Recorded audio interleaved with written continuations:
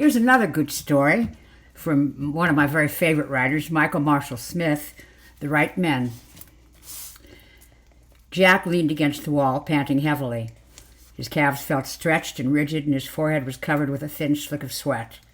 His lungs felt better than they had 10 years ago, when he started making the same journey while still a smoker, but he took no pleasure in this. He hadn't stopped smoking through choice. Jack's life had not been the one being protected. Today his trouser pocket held a packet of Marlboro Lights. Before the day was over, he was going to have one. At least one, perhaps many more. He knew that Maxwell would be waiting beyond the door in front of him, his eye on some very expensive and accurate timepiece. Maxwell would know the exact time Jack had entered the building, using his pin to open the reinforced glass door 23 floors below. His employer had often commented on the time it took Jack to climb the 750 stairs from the street up to the penthouse. He had never in this time offered an explanation as to why he did not allow Jack to use the private elevator that would have taken him from floor to sky in a lazy minute, opening directly into the apartment. Instead, long ago, when they had first commenced their association, he'd merely shown Jack the entrance to the private stairway and furnished him with a code number. It was impossible to access these stairs from any of the floors beneath, which meant it was no use taking the building's main elevator for some of the distance and then swapping over. Jack knew this because he had tried it, from every floor, more than once. "Don't keep me waiting," said a voice. At first Jack thought it might just be in his head, an oral hallucination brought on by years of familiarity and the intensity of the occasion. Then he realized it had been relayed by the small speaker in the ceiling. It still surprised him. Usually his boss would at least let him enter the room before his demands started. He hurriedly reached out and punched in the further code required to get through the door, cursing himself for jumping, for doing what he was told, immediately, every time. The door opened, allowing him to step into the wide corridor beyond and then silently sweeping shut again behind him. 4 steps took Jack to the threshold of the living room. The room was bright and airy, running almost half the entire side of the building. It was sparsely furnished, floored to laminated wood. Half-height windows ran along its entire length, affording an extraordinary view of the city below. One of these windows was open. Stephen Maxwell was sitting in front of it. He was wearing a long black coat and dressed in a suit that had once belonged to John F. Kennedy. The cut had gone in and out of style several times since. This made little difference. When capped by a face as rigorously handsome as Maxwell's, any suit would do the job. Fashionability was not in any event the point of the garment. The point was who it had belonged to, along with the fact that it had been stolen under difficult circumstances and at the cost of a human life. Jack knew this because he'd been the one tasked with stealing it. Then, too, he'd been instructed not to keep his employer waiting. Maxwell was seated in his favorite chair, a club armchair from the 1920s. Jack knew what it had been recovered in, but did not like to think about it even now. "Perhaps I'm not the only one who's grown old, Jack. Thought you might want an extra minute, that's all." Curiously, and despite everything that had happened between them, this had been true. "I told you a time," Maxwell said. His eyes were on Jack's. "Punctuality was the only courtesy I required." "Fuck you," Jack thought. "Fuck you, you old cunt." He looked away, over to the table in the center of the room. On it sat a collection of files, about 9 inches high. Should have made him feel elated. It didn't. "Yes, those are yours," Maxwell said, "but not just yet." "So, how do you want it to be?" The old question, a last time. "Cup of coffee first?" Maxwell nodded. "Of course.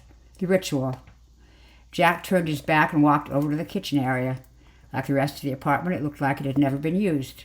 In common with the rest of the apartment, notably the floor, this was because it had been very scrupulously cleaned very many times. By Jack. He opened the Sub-Zero, which was empty except for a tall glass bottle. It was made of Roman glass. Inside was something that resembled water. It actually was water, in fact, if you ignored the fact that it had passed through 3 humans before being filtered and stored in the fridge. Jack had buried all 3 of these humans, and had assisted in forcing the second 2 to drink the urine of a predecessor. The humans had been young and female, of 3 different races. What was in the bottle was the last of their product. Jack was not surprised to see that there appeared to be enough for exactly 1 cup. While he made the coffee, using ground beans that had been demonstrated to come from one particular bush and collected by only one person, Jack was careful to keep his eyes on the task. This was only a habit. Long ago, he had wondered if Maxwell's eyes were something to do with the position he was in. He'd read about a technique of hypnotism, that of keeping your gaze firmly centered on the bridge of the intended victim's nose while drawing them in with the calm pressure of your voice. He'd grown accustomed to avoiding Maxwell's eyes as much as possible. It had made no difference. He knew now the idea had never been more than an excuse, an attempt to reduce his own culpability, to negate his weakness. Maxwell hadn't needed hypnotism. He'd only needed Jack. When the coffee was made, he carried it over. The cup was hot enough to produce a mild burn in the fingers. Maxwell made no sign of discomfort. He had already developed calluses during a period in which they had experimented with making the cup hotter and hotter each time to see at what point it became unbearable. Maxwell had been able to affect nonchalance even at a temperature where you could smell a faint burning. The experiment was abandoned. Jack recalled the period without consciously summoning the memory, and the recollection merely floated across his mind and across the other side. He believed it had been acquiring the technique of letting things like that pass without awareness that had kept him sane. Truth was, Maxwell hadn't even needed the calluses. All he needed was his will. Anything else? One of your cigarettes, I think. Jack tried not to react, but the other man smiled. I know you have some. You're very predictable, Jack. I know how much you resented giving up. How better to celebrate? Jack miserably reached into his pocket and pulled out the packet. He tugged the sealer, wrenched off the clear plastic wrapping, flipped the carton, and pulled out the foil. He spent a good deal of the trip up the stairs imagining doing these things for himself. Now it was spoiled. Of course, like everything else in the world. He lit the cigarette and handed it to Maxwell. The man took a deep drag on it, sucked it down, and then waited. After a moment, he exhaled. He did not, like any other man smoking a cigarette for the first time in his life, cough and sputter like a maniac. He merely accepted the discomfort, absorbed it, waited with interest to see what would come next. Jack had half expected him to blow a smoke ring. The man would have worked out how to do it from first principles. However much you hated him, and Jack did hated him so much it often seemed the only thing running through his soul, you had to credit his power. Do you want to talk? Maxwell looked at him, lips twitching. Talk? He said, evidently amused. Why on earth would I want to talk to you? Think about the files, Jack said to himself. When this is over, they're yours and it's all over. He shrugged. Just thought you might. You do talk sometimes. Maxwell didn't reply. He took another drag off the cigarette, tapping the ash professionally onto the floor.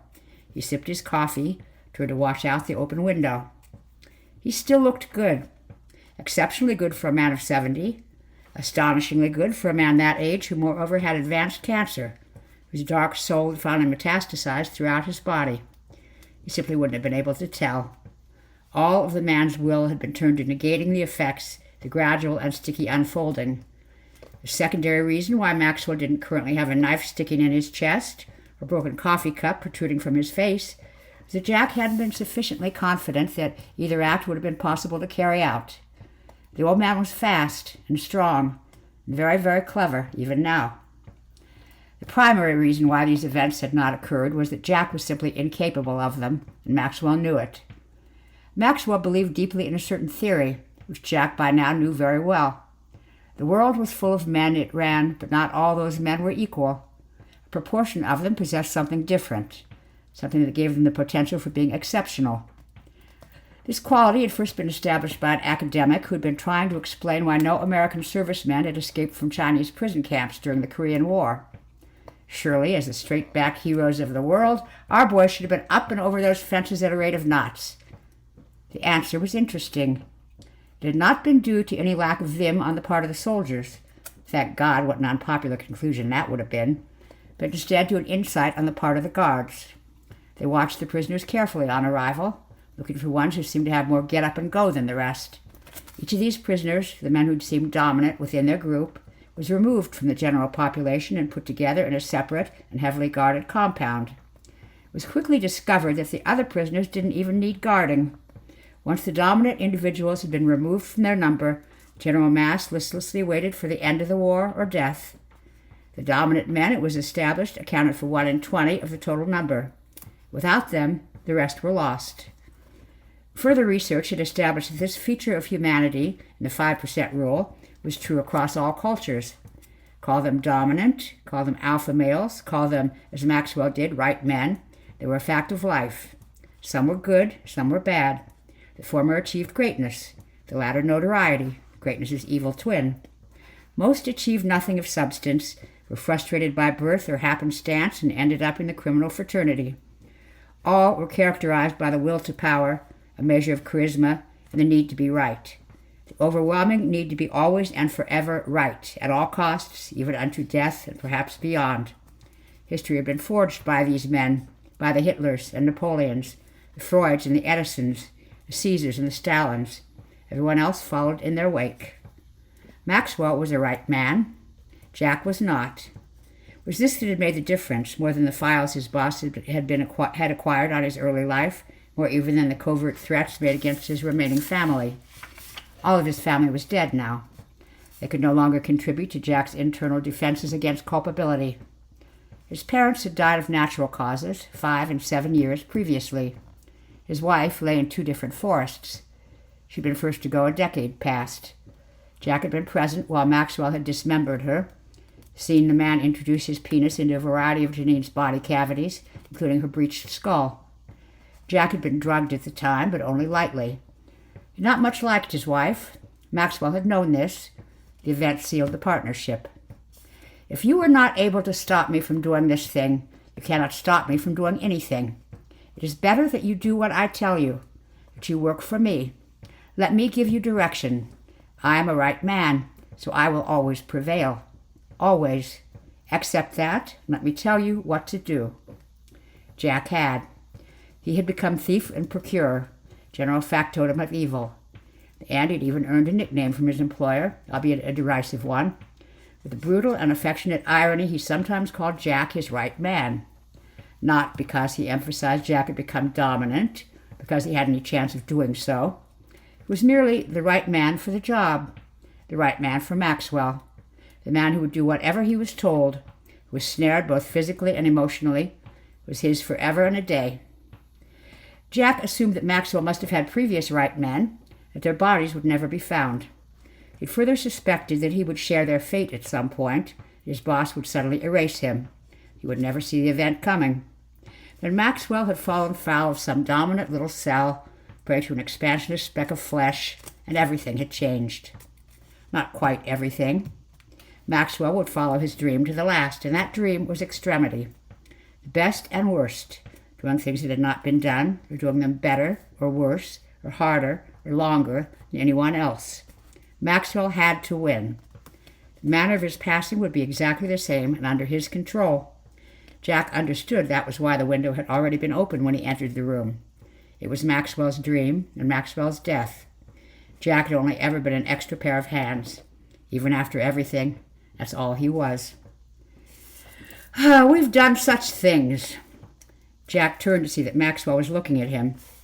The cigarette had been dropped to the floor, was gently smoldering on a surface that had seen blood and urine and shit and semen spilt and smeared and wiped countless times. When Jack shut his eyes at night, it was generally those things he smelled. The odors now locked behind his eyelids and tattooed on his brain. Such things, the old man repeated. For a moment, Maxwell looked almost wistful. Jack was horrified to realize he felt sorry for him. The dream was over. There was only one more experience to be had. However purposeful and perverse and extreme, it would still be the last. The pity disappeared quickly, homeopathic dot in a sea of hate. Yes, they had done things. Such things had they done. Hundreds dead. Many more violated in ways that beggared belief. Not everything had involved violence and death, not by a long shot.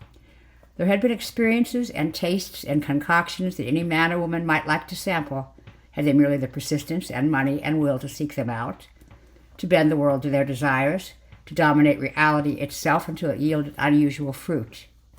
There were extremes of happiness, too, of mere strangeness, of the purely arbitrary.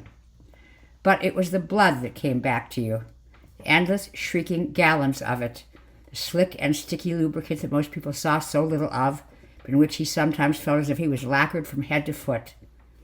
the nights spent in bars, buying drinks and then crossing parking lots with the staggering doomed. The men used and betrayed and dispatched. None mourned with anything more profound than an airy, "Just one of the 5%, Jack." The promises to children that were never kept, all the walks into twilight woods, so many walks, not one of them ending in a land where everything was candy and puppy dogs. Jack realized that when Maxwell died, he would have no one to blame for his part in all of this. No one still living at any rate. He knew that would make a difference. As the man's dominance and power faded, as it must surely do once he was dead, it might become harder and harder to believe that someone else had brought him to this place, hadn't been equally to blame.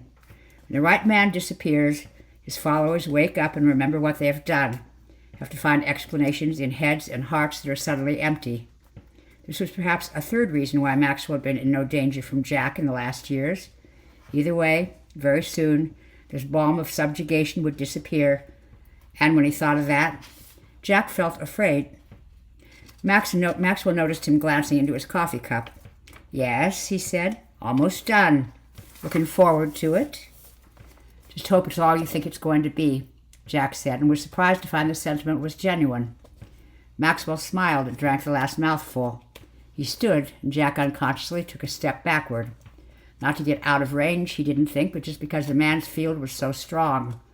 However widely the gates of hell yawned for him, how the devil himself might be thinking that genuine competition was on the way, you had to concede Maxwell's self-will, the will of a man who would leave his very considerable estate to 3 political organizations who were known to fund prolifically successful terrorist groups, so that the fun could continue when he was gone.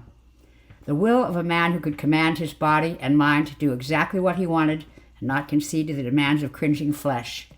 The will, finally, of a man who would choose this way to die. Jack had no doubt that he would go through with it. No doubt at all. Maxwell had announced it to him on the very day the cancer had been discovered, before it was even clear that he was going to die. Maxwell was going to leave the world from his own penthouse, from the center of his life. He would not, however, be using either the elevator or the stairs. His final second of existence, his last sortie into the dream, would be experiencing the moment in which his head connected with the sidewalk 23 floors below. Most men would pass out before they hit the ground, either through terror or the physiological effect of the descent. Maxwell was confident he would be able to resist these pressures, and Jack believed him. The brain that had created so many events to haunt the world, that dreamed the horrific and beautiful into life, would be extinguished in contemplation of its own violent dissolution. Like the severed head of the guillotine rolling away from its former body, its last vision would be of the concrete proof of the extreme brevity of this final perception. Unique, supreme, completely in control, utterly right. Maxwell walked over to the window. He paused for a moment, looking up at the sun, which was heading westward to join the night at the end of the day. Jack wondered whether he should offer assistance, but knew it would be unwelcome. It was unnecessary either way. Maxwell vaulted up onto the sill with one clean and graceful movement. He stood there a full minute, poised above death, his coat flapping in the breeze like that of some vampire king. He looked down at Jack and winked, either's movement slow and lascivious. "What are you going to do, Jack? How will you spend your days now?" Jack shook his head dumbly. All at once, he didn't know. "Goodbye," Maxwell said, and dived. He didn't fly away. He fell. Jack stepped over to the window and watched him go. All he could see was the coat billowing as Maxwell rocketed toward the earth head first, ensuring that his brain would be at the point of contact, that the experience would not be marred in some crumpled confusion of limbs. And Jack smiled. He turned away, picked the files up from the table. The wink had been proof. Its lazy slide, the least graceful movement Jack had ever seen in his employer. From that wink, it could only have been seconds away. Jack knew about drugs. Jack had used many different types, over and over again, watching countless people blink their way to the start of a final week they had not anticipated, could never have comprehended. He'd chosen neprotabulin today because it was so precisely predictable, because its effects were delayed and then came quickly and stealthily. He knew that the few micrograms he'd slipped into the coffee had ensured that the old man had been unconscious within seconds of leaving the windowsill, that the head that collided with the earth had been incapable of perception, that the final experience had not happened. Maxwell had not felt it. He'd only died. Jack strode over to the elevator, a spring in his step. Doors opened automatically for him. He stepped in, pulled out his pack of cigarettes. Maxwell might have sullied the anticipated moment, but he had not destroyed it. For all his power and will, the old fuck was gone. Now that his brain was strewn over several square yards of filthy sidewalk, that was it. The right man was dead, and the right man survived. If Jack smoked enough cigarettes, in time the smoke would cover the smell of the blood. He took a long drag. It tasted good. He didn't cough. He too possessed will. It was now this will that would prevail. It didn't occur to him that the old man might have foreseen him using the elevator. Not until it was too late. The doors closed. He pressed the button.